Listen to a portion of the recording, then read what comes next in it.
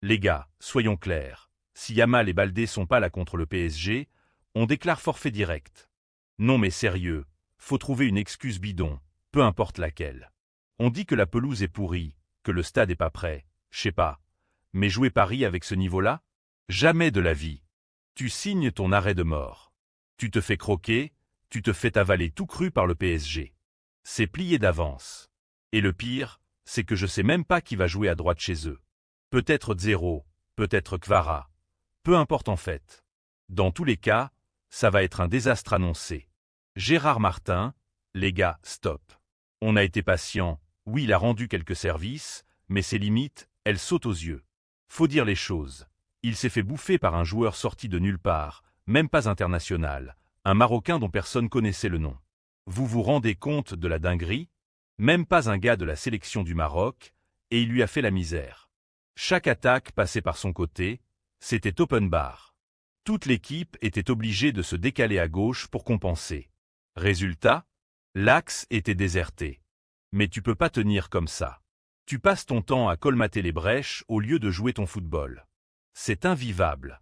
Et après ça, j'entends des gens dire « Ouais mais toi, tu râles tout le temps, t'es jamais content. » Mais vous êtes sérieux?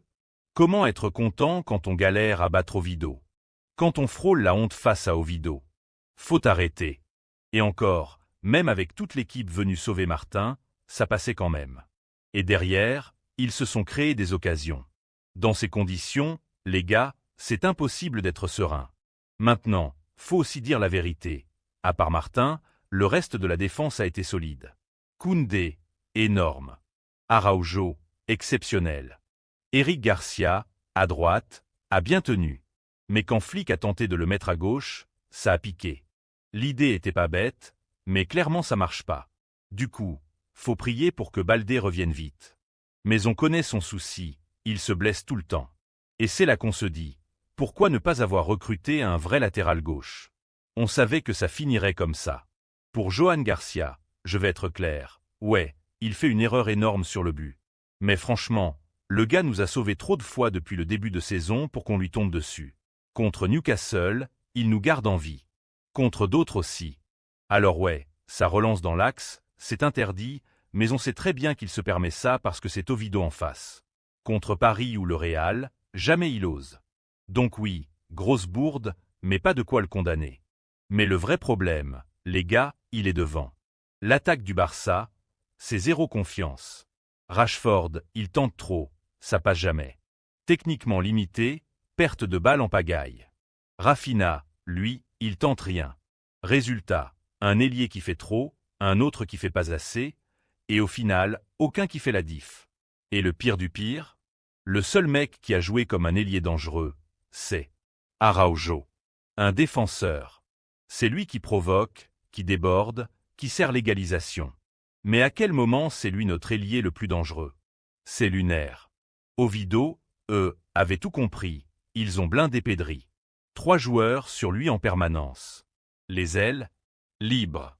Mais comme nos ailiers sont inoffensifs, ça change rien. Maintenant, imaginez juste Yamal là-dedans. Tu peux pas mettre 3 mecs sur Pedri et 3 sur Yamal. Tu dois choisir. Et c'est là que ça change tout. Voilà pourquoi son retour, je l'attends comme de l'oxygène. Au milieu, parlons de Jong. Son entrée a changé le match. Ça passe pour Lewandowski, c'est ça qu'on veut voir. Mais il doit le faire plus souvent. Pas uniquement quand on est mené. Trop souvent, il se contente de passes en retrait ou latéral. Alors qu'on sait très bien qu'il a la qualité pour casser des lignes. Casado aussi, très bon. Rugueux, récupère des ballons, ose jouer vers l'avant. Franchement, pourquoi on ne les associe pas directement avec Pedri? Un trio Pedri, De Jong, Casado, ça a de la gueule. Mais à la place, on s'entête avec Fermin. Toujours la même histoire, irrégulier, bon en sortie de banc, mauvais quand il est titulaire. Et ça tourne en boucle. Les deux, lui et les autres options, sont incapables d'être constants. C'est fatigant. Pourquoi on tente pas autre chose? Pourquoi on pioche pas à la Masia? Bref, encore une victoire dans la souffrance. Contre la Real Sociedad, si le Barça joue comme ça passera pas. Le Barça a eu de la chance dans ce match, mais la chance, ça dure jamais longtemps. Les retours de blessés sont vitaux, surtout celui de Yamal. Sans lui, on va continuer à galérer. Vivement son retour, vivement un Barça qui joue vraiment au foot, et pas une équipe qui prie pour survivre.